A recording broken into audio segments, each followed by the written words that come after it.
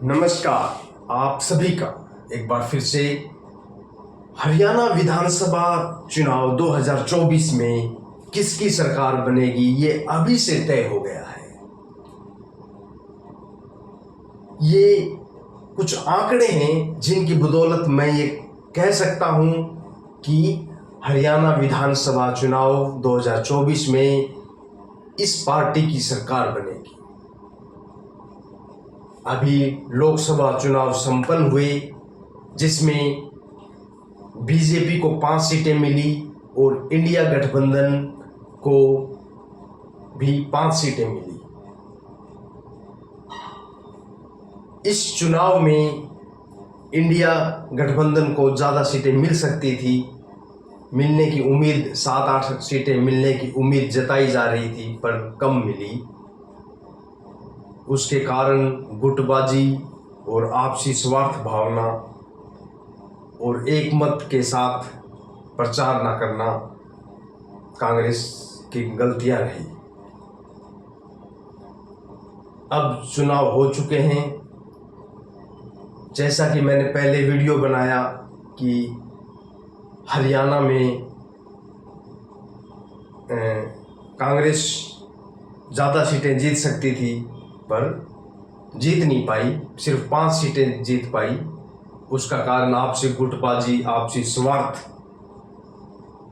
और एक कैंडिडेट को पहचान न पाने की क्षमता थी, या जानबूझकर ऐसा किया गया, या जानबूझकर चुनाव हरवाया गया।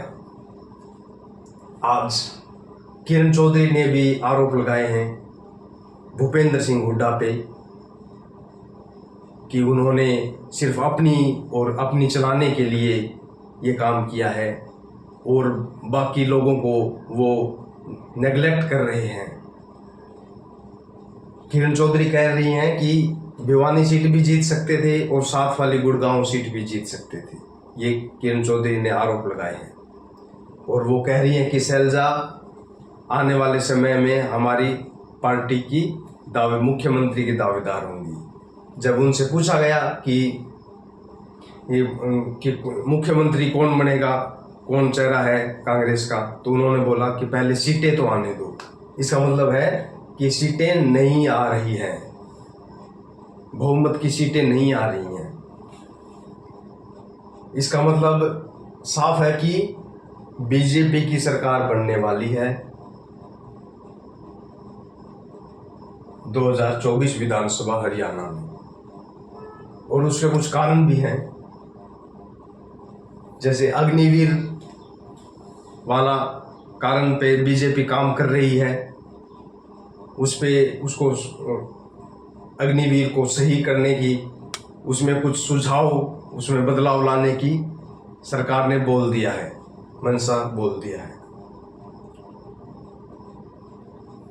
पहला जो कारण है अग्निवीर वाला, जिसके कारण लोग रोष में थे, वो अब कम कर रहे हैं उसको, क्योंकि काफ़ी लोगों ने ये भी बोला है कि अग्निवीर के कारण वोट नहीं आ सके। दूसरा कारण कि लोग खिलाफ थे सरकार के, एंटी इनकम्बेंसी फैक्टर था, तो वो वोट सरकार के खिलाफ गए लोकसभा में, तो अब लोग अपने मत का प्रयोग करके अब लोग खिलाफ नहीं रहे, तो अब वोट जाएंगे बीजेपी के पाले में। दूसरा फैक्टर भी बीजेपी के पक्ष में आ गया।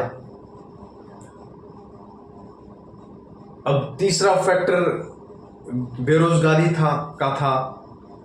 अब सीएम सैनी साहब ने भी बोल दिया है कि अब हम रोजगार पे पूरा ध्यान देंगे, 3 महीने का समय है, तो अब रोजगार पे पूरा ध्यान दिया जा रहा है। बिजली सप्लाई के लिए भी बोला है उन्होंने, बिजली सप्लाई में खर्चे में पैसे में बिल में कटौती की जाएगी, और जो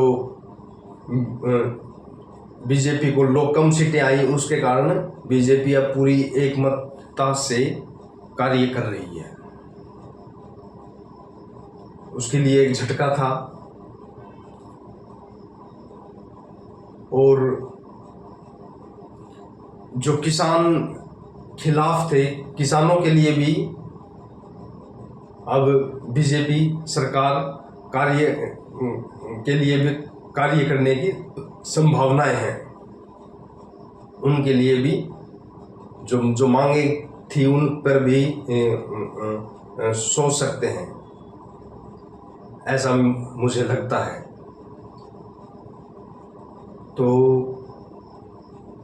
यही कारण है कि एक बार फिर से हरियाणा विधानसभा चुनाव 2024 में बीजेपी भारतीय जनता पार्टी की ही सरकार बनाए जाने की मुझे मेरी राय है कि ही बनेगी। क्योंकि इसके पीछे जो आंकड़े आ रहे हैं, जिन आंकड़ों से विश्लेषण किया गया है, क्योंकि कांग्रेस में बहुत ज़्यादा गुटबाजी फैली हुई है। वीरेंद्र सिंह, शैलजा, कुमारी शैलजा, किरण चौधरी, ये अलग गुट के हैं। भूपेंद्र सिंह हुड्डा अलग गुट के हैं। तो आपसी एकमतता नहीं बन रही। इसलिए उन्होंने ये भी कहा है कि हर बंदों को पहले ही बोल दिया है कि आप लोगों को विधानसभा चुनाव लड़वाएंगे। अब क्या सच है ये पता नहीं। तो इन सभी चीज़ों से विश्लेषण करने के बाद मैं यह कह सकता हूँ, मैं इस राय पे पहुँचा हूँ कि 2024 विधानसभा चुनाव में भारतीय जनता पार्टी की ही सरकार बनेगी। धन्यवाद आप सभी का।